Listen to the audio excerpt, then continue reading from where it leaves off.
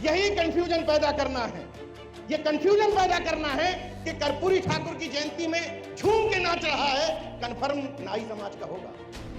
जब ऊपर वाले ने कुर्मी यादव की कैटेगरी को कहा कि तुम हमसे छोटे हो, तो कुर्मी छत्री और यादव छत्री और निषाद जल पछाड़ छत्री और मौर्यवंशी छत्रियों ने कहा कि अच्छा नीचे की तरफ देखा जाए। तुम्हारा अपना ही भाई तुमसे नफरत करने लगता है क्योंकि उसको डर पैदा हो जाता है कि जाग करके किसके खिलाफ हमला करेंगे। कोई हैसियत नहीं है जाति महासभाओं की ब्राह्मणों के खिलाफ बोलने की, ब्राह्मणवाद के खिलाफ बोलने की। लड़ाई इस बात की है कि कौन ज्यादा बड़ा ब्राह्मणवादी है, कौन ज्यादा बड़ा हिंदुत्ववादी है। लड़ाई इस बात की चल रही है। समाज को यह तय करना पड़ेगा अपने लोगों के बीच में से कि आप लाइजनर तैयार करना चाहते हो या पत्रकार तैयार करना चाहते हो। पतिदेव मंचों से जाके समझाते हैं कि ये लिंग है, ये सूंड है।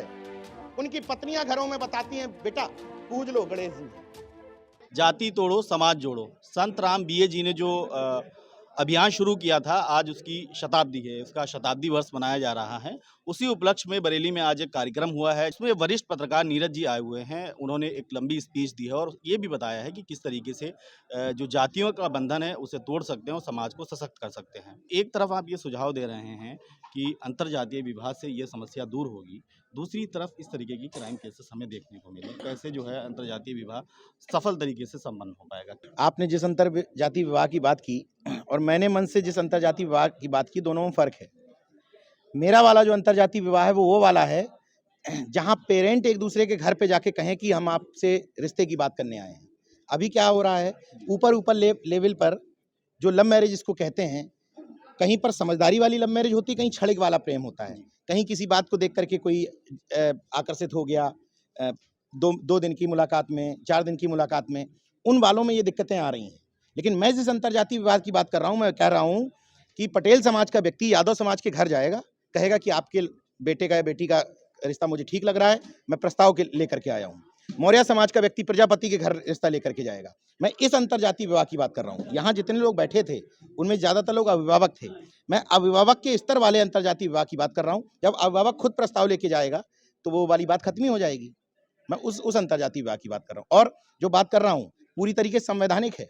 अभी भी उत्तर प्रदेश में लोगों को जानकारी नहीं है कि अगर कोई जोड़ा अंतर्जातीय विवाह करता है तो समाज कल्याण विभाग उसको आर्थिक मदद भी करता है। ये तो सरकार चाहती है, बाबा साहब ने संविधान में प्रोविजन करवाया है। केंद्र भी देती है और राज्य सरकार भी पैसा देती है। तो मैं तो वो बात कर रहा हूँ जो सरकार चाहती है, मैं तो वो बात कर रहा हूँ जो संविधान चाहता है। तो इसमें तो कोई बात गलत है नहीं। ठीक रूप से जो जातियों में भी अगर कोई यादव बिरादरी का शख्स है, अगर वो पैसे वाले हो जाते हैं या बड़ा अफसर बन जाते हैं, और क्या ये संभव है कि वो आर्थिक रूप से जो कमज़ोर व्यक्ति है दूसरे जाति का या उन्हीं की जाति उसमें वो शादी करेंगे?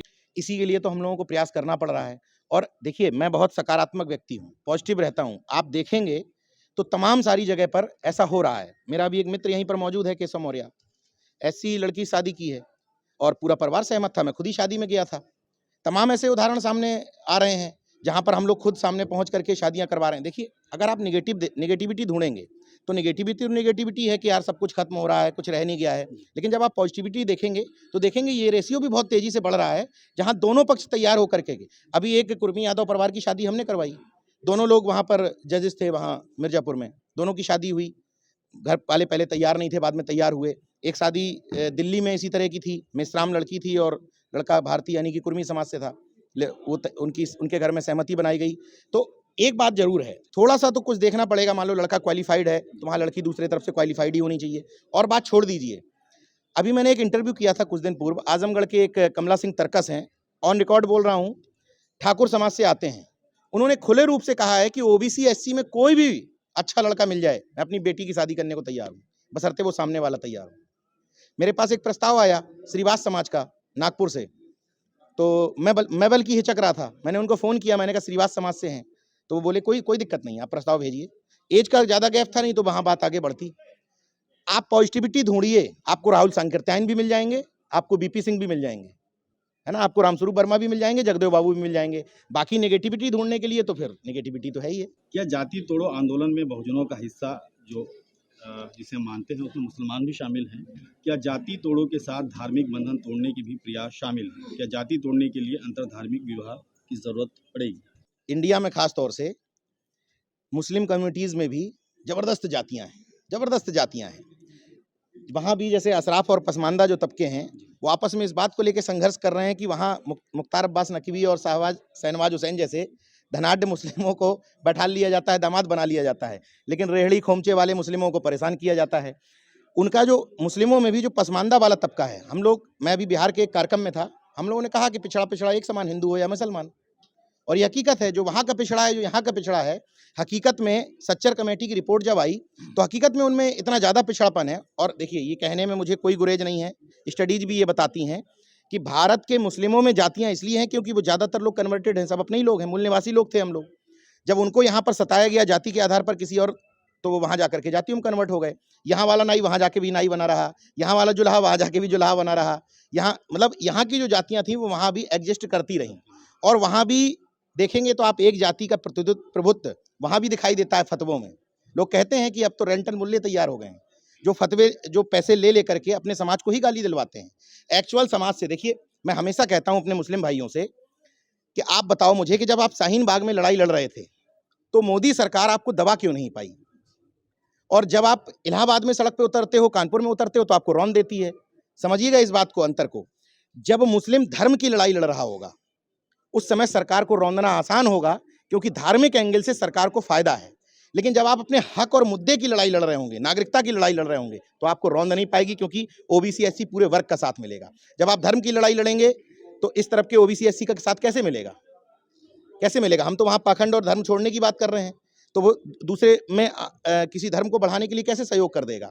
इसलिए मुस्लिम भाइयों से मैं कहता हूं कि अगर सांप्रदायिकता के आधार पर ये सरकारें हिंदू मुस्लिम को लड़ाना चाहती हैं, तो आपका मुद्दा, आप सच्चर कमेटी का मुद्दा उठाइए, आप अपनी भागीदारी का मुद्दा उठाइए, नौकरी में अपनी हिस्सेदारी का मुद्दा उठाइए, अदालतों में मुद्दा उठाइए, मुस्लिमों में कुछ खास वर्ग के लोग ही आगे बढ़ रहे हैं इसका मुद्दा उठाइए, सब साथ देंगे।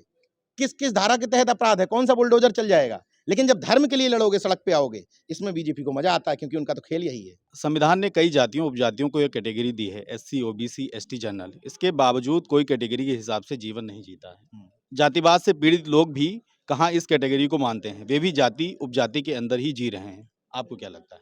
बिल्कुल जी रहे हैं, ये फैक्ट बात है। मैं कैसे कह दूं कि मैं उससे मुक्त हो गया हूं? सभी लोग अभी उसी में जी रहे हैं, लेकिन ट्राई मारा जा रहा है। कोई किसी लेवल तक पहुंच गया, कोई किसी लेवल तक पहुंच गया। मेरा एक लेवल होगा, लेकिन मेरी भी आलोचना हो सकती है। मुझसे ज़्यादा अच्छे काम करने वालों का भी कुछ लेवल होगा। सब लोग हर लेवल पर काम कर रहे हैं, इसलिए ये अभी नहीं कह सकते कि पूरी तरीके से कुछ चीज़ें खत्म हो गई और वर्ग बन गया है। हम लोग इन जातियों को वर्ग बनाने के लिए ही प्रयास कर रहे हैं, क्योंकि जब नुकसान पहुंचाया जाता है तो वर्गीय हितों के आधार पर नुकसान पहुंचाया जाता है। आप एक अंतर समझिए, जब ईडब्ल्यूएस एक वर्ग के रूप में सवर्ण आरक्षण मांगने जाते हैं, तो वहां वर्गीय चेतना की बात आती है, तो उनके जाति के जजेस संविधान का उल्लंघन करते हुए उनको लाभ पहुंचा देते हैं। जब आप ओबीसी वर्ग के रूप में आरक्षण मांगने जाते हैं, देखिए अंतर समझिए, वैसे सब अपने कंफर्ट जोन में है, वैसे हम कुर्मी हैं, कोई यादव है, कोई मौर्य है, लेकिन जब आरक्षण चाहिए तो ओबीसी है। वैसे ही एससी की अलग अलग जातियां बटी हुई हैं, लेकिन जब आरक्षण चाहिए, जब प्रमोशन में रिजर्वेशन चाहिए, तब उस समय एससी हैं। तो जब वर्गीय चेतना से लाभ ले रहे हो, जाति से कोई लाभ तो ले नहीं रहे हो, लाभ वर्गीय चेतना से है, तो फिर वर्ग में बन के रहा जाए। मैं व्यक्तिगत अपनी एक बात तो कह सकता हूं कि मुझे जानने वाले लोग, मैं जो भी जीवन जीता हूं, एक बात यहां कहनी रह गई, आपके माध्यम से कह देता हूं। अगर जब 10 लोगों को आप अपने घर में बुलाते हैं, 10 लोगों को जब कहते हैं कि हमारा फैमिली गेट टुगेदर है, उस 10 लोगों में अगर 6-7 जातियों का घालमेल आप कर ले गए, तो आप बहुजन हो। अगर उन 10 जातियों में आप एक ही जाति के लोगों को बुला पा रहे हैं, जिनको फैमिली मेंबर्स कह पा रहे हैं, तो आप बहुजन समाज का काम नहीं कर रहे हैं। ये करने लग गए आप छोटे छोटे समूहों में कि हमारे घर में 6 लोग आए, लेकिन 6 में 4 जातियां हैं, बस खेल खत्म उनका, सामने वालों का वर्ग अपने आप बन जाएगा। मैंने एक शब्द दिया है, कई बातें स्लिप हो जाती हैं बोलने में, वैचारिक रिश्तेदारी। कुछ रिश्तेदारियां हमें जन्म के आधार पर मिलती हैं, मामा का लड़का, फूफा का लड़का, चाचा का लड़का, वो सब हमारी जाति में होते हैं। जरूरी नहीं कि उनसे आपके वैचारिक रिश्ते ठीक हों, लेकिन एक रिश्तेदारी होती है, जैसे यहाँ जितने भी लोग मौजूद थे मंच पर या कार्यक्रम में, वो मेरे सब वैचारिक रिश्तेदार हैं। वो रिश्तेदारी मुझे कर्म के आधार पर मिली कि मेरे विचार उनसे मिले, तो हमारी वैचारिक रिश्तेदारी बन गई। तो आपके माध्यम से मैं अनुरोध करना चाहता हूं कि जन्म के आधार पर जो रिश्तेदारी है वो तो मजबूरी में है, आपको मानना है कि मेरे फलाने का लड़का, फलाने का लड़का। वैचारिक रिश्तेदारी पर फोकस करिए। घर में जब छोटे छोटे कार्यक्रम करिए, फैमिली गेट टुगेदर, उसमें भी वैचारिक रिश्तेदारों को अपने घर पर बुलाइए, जाति बंधन टूट जाएगा। आर्थिक स्तर और सांस्कृतिक मूल्यों में ऐसा क्या बदलाव दिख रहा है जिसके कारण जातियां टूट रही हैं या मजबूत हो रही हैं? आर्थिक रूप से तो सक्षम हुए ही हैं लोग। पहले की तुलना में अगर आप देखें तो पहले जो लोग काम करने वाले लोग थे, मिशनरी लोग, वो साइकिल से घूमा करते थे। उनके ये यात्राएं थी, कुछ लोग पैदल चला करते थे। हमारे जैसे लोगों को तो लोग फ्लाइट से भी कार्यक्रमों में बुला रहे हैं। तो यानी कि समाज में थोड़ा तो परिवर्तन हुआ है। एक और बड़ा परिवर्तन हुआ है, सांस्कृतिक परिवर्तन की बात आप कहें, बहुत अच्छी बात आपने पूछ ली। कितने साल पहले ऐसा होता था कि मुझ जैसे एक सामान्य से पत्रकार को मुख्य वक्ता बना के बुलाया जाए। बुलाए कौन जाते थे बहुजन समाज में? विधायक बुलाया जाएगा, सांसद बुलाया जाएगा, आईएएस बुलाया जाएगा, कोई पूर्व रिटायर्ड अधिकारी बुलाया जाएगा। लेकिन अब ये चेंज हुआ ना, पत्रकार मंचों पे दिखने लगे, वकील मंचों, हाँ इंपॉर्टेंट है, वकील दिखना चाहिए था, ये मुझे कहना चाहिए था, वकील इंपॉर्टेंट है। अब मंचों पर मैं लोगों से अनुरोध करता हूँ, पत्रकार, वकील, सामाजिक कार्यकर्ता, प्रोफेसर, इनका घालमेल बनाओ, बाकी किसी के सामने आपको तेल लगाने की जरूरत नहीं है। जाति तोड़ने का ब्लूप्रिंट आपने बहुत सारी चीज़ें इसमें कही हैं। संतराम बीए की कोशिश करीब 100 साल पहले जो उन्होंने कोशिश की थी वो काफ़ी हद तक कह सकते हैं कि एक बहुत लंबा अरसा बीत गया, लेकिन कहीं ना कहीं वो परवान नहीं चढ़ पाई है पूरी तरीके से। इसीलिए शायद इसे आज भी आगे ले जाने की ज़रूरत है। क्या कमियां ऐसी इसमें नज़र आती हैं कि मतलब समाज के लोगों में या जिन पे ये जिम्मेदारी थी, और क्या आगे किया जा सकता है? देखिए, ये एक सतत प्रक्रिया है। मैं सोचूं या कोई भी व्यक्ति सोचे, सामाजिक संगठनों में एक सबसे बड़ी समस्या ये है कि वो ये कहते हैं कि मैं जो कह रहा हूं ऐसे ही होना चाहिए। मैं समाज से ये कहता हूं कि तमाम अच्छा काम कर रहे हैं लोग, उनमें से हम भी एक हैं। तो जितने भी लोग अच्छा काम कर रहे हैं उन सबको अपनी अपनी जिम्मेदारी निभाने देना चाहिए और ये मानना चाहिए कि 2 साल, 4 साल, 5 साल में कुछ चेंज नहीं होगा। कबीर साहब कब काम करते थे? रैदास साहब कब काम करते थे? अब्दुल कयूम अंसारी कब काम करते थे? फातिमा शेख को कब पढ़ाना पड़ा? सावित्रीबाई फुले को कब पढ़ाना पड़ा? तो क्या उन्होंने ये सोच के काम किया था कि हम 10 साल में परिवर्तित कर लेंगे, मुख्यमंत्री या प्रधानमंत्री बन जाएंगे? समस्या ये है कि हर व्यक्ति काम ही कर रहा है विधायक, सांसद और मंत्री बनने के लिए। तो समाज परिवर्तन कैसे होगा? ये एक लंबे टारगेट्स हैं।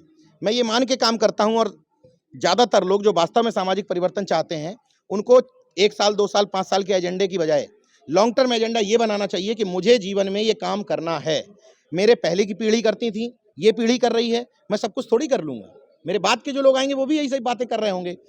पाखंड और तर्क, पाखंड तर्क एक साथ चलता ही है। भूत और भगवान एक साथ चलते रहते हैं, जिन्न और प्रेत एक साथ चलते रहते हैं। तो ये एक सतत प्रक्रिया है, हर दौर में ऐसी बातें होती रही हैं। लेकिन आप देखेंगे, पेरियार रामास्वामी नायकर की जयंती मनाने की संख्या उत्तर प्रदेश में सत्ता रिपीट होने के बाद बढ़ गई। लोगों को डर था कि घटेगी, संख्या बढ़ी है, घटी नहीं है। आप खुद पत्रकार की हैसियत से कार्यक्रम कवर करते होंगे, पाखंड विरोध के कार्यक्रम, बहुजन समाज को एक करने के कार्यक्रम, जागरूकता के कार्यक्रम की संख्या बढ़ी है। अच्छा बताइए, कब ऐसा होता था कि पटेल नाम के बाद में टाइटल लगाने वाला कोई व्यक्ति गर्व से कहता हो कि मैं अम्बेडकरवादी हूं, बाबा साहब मेरे पूर्वज थे? कौन गर्व से कहता था कि संत गाडगे मेरे पूर्वज थे? आज कह रहे हैं ना। 22 साल तक मैं खुद मानता था कि बाबा साहब हमारे नहीं है, ये तो उन लोगों के हैं जो लॉकेट पहनते हैं उनका, क्योंकि ना हमको किसी ने ट्राई किया ना हमने उनको ट्राई किया।